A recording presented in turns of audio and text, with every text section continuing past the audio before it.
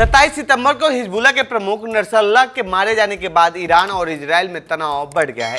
1 अक्टूबर को ईरान ने इजराइल पर हमला कर वह संकेत दिया है कि इजराइल यूं चाहता है तो हम इसके लिए तैयार हैं। तो वहीं इजराइल पहले लेबनान को खत्म करना चाहता है। यही वजह है कि लेबनान पर इजराइल जमीनी हमला कर रहा है। इस दौरान उसे भी झटका लगा है। ईरान का दावा है कि इजराइल के 10 सैनिकों को लेबनान में हिजबुल्लाह के लड़ाकों ने मार गिराया है, जबकि इजराइल ने अपने 8 सैनिकों के मारे जाने की पुष्टि की है। हिजबुल्लाह ने कहा है कि उसने लड़ाई के दौरान इजरायली टैंकों को नष्ट कर दिया है और इस बात का ध्यान रखा है कि उसके पास इजरायली सेना को पीछे धकेलने के लिए पर्याप्त सैनिक और गोला बारूद है। इजरायल ने कहा है कि लेबनान के समर्थित गांवों कथित आतंकवादियों के बुनियादी ढांचे को नष्ट करने के उसके अभियान में और ज्यादा पैदल और बख्तरबंद सैनिक शामिल हो गए हैं। पिछले 24 घंटे में मारे गए हैं 46 लेबनान नागरिक।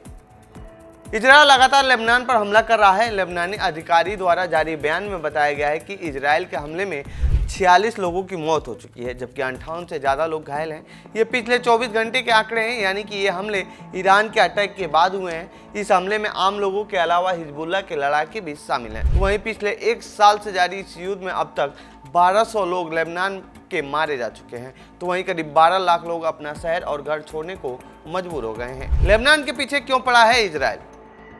पिछले साल 7 अक्टूबर को हमास के हमले में इजरायल के सैकड़ों नागरिक मारे गए थे और सैकड़ों नागरिकों को बंधक भी बना लिया गया था, जिसके बाद इजरायल ने गाजा के साथ युद्ध कर तबाह कर दिया है। इजरायल अपने नागरिकों को सुरक्षित वापस लाना चाहता है, तो वहीं गाजा बॉर्डर से विस्थापित हुए अपने नागरिकों को दोबारा वहां बसाना चाहता है और उन्हें सुरक्षित रखना चाहता है। इस तरह से हमास के नेताओं को मारकर गाजा बॉर्डर को इजरायल ने सुरक्षित कर लिया है। अब बारी है लेबनान की, जहां पर ईरान का प्रॉक्सी संगठन अपना बेस बनाया हुआ है और इजरायल पर हमले का अंजाम देता रहा है। इस बॉर्डर को सुरक्षित करने के लिए इजरायल लगातार लेबनान पर अटैक कर रहा है और ऐसे में हिजबुल्लाह के लड़ाके उसके रास्ते में रोड़ा बन रहे हैं। इजरायल लेबनान पर कब्जे से कितना दूर है?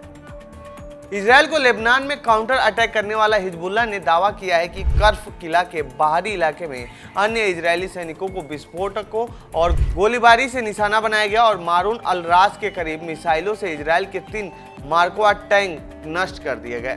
हिजबुल्लाह ने दक्षिणी लेबनान में बुनियादी ढांचे को तैयार करने में कई साल लगाए हैं, जिसमें व्यापक भूमिगत सुरंगें शामिल हैं। इसके पास हजारों लड़ाके भी हैं जो इस इलाके को अच्छी तरह से जानते हैं। अपने 8 सैनिकों की श्रद्धांजलि देते हुए इजरायल के प्रधानमंत्री बेंजामिन नेतन्याहू ने कहा कि वह इस जंग को जीतेंगे। IDF के मुताबिक बुधवार यानी 2 अक्टूबर को पूरे दिन दक्षिणी लेबनान से उत्तरी इजरायल की तरफ 240 से ज्यादा रॉकेट दागे गए हैं। नेतन्याहू ने जोर देकर कहा है कि लेबनान में जमीनी हमले से हिजबुल्लाह की ताकत कम हो जाएगी और उसके लड़ाके पीछे हट जाएंगे, जिससे अंत में करीब 60,000 इजरायली सीमा के निकट अपने घरों को लौट सकेंगे। हालांकि जिस तरह से हिजबुल्लाह ने इजरायली सैनिकों पर अटैक किया हो और 8 सैनिकों को मार गिराया है, इससे ऐसे नहीं लगता कि जिस तरीके से बेंजामिन नेतन्याहू कह रहे हैं उतना आसान है, क्योंकि हिजबुल्लाह लेबनान में पूरी तरह से अपने आप को मजबूत बनाए रखा हुआ है और हिजबुल्लाह लड़ाके लेबनान में ही रह रहे हैं। ऐसे में लेबनान से उन्हें पीछे हटाना इजरायल के लिए काफी मशक्कत करने वाली बात होगी। तो ये थी ईरान इजरायल हमले से जुड़ी हमारी रिपोर्ट। आपको कैसी लगी ये रिपोर्ट कमेंट बॉक्स में बताएं।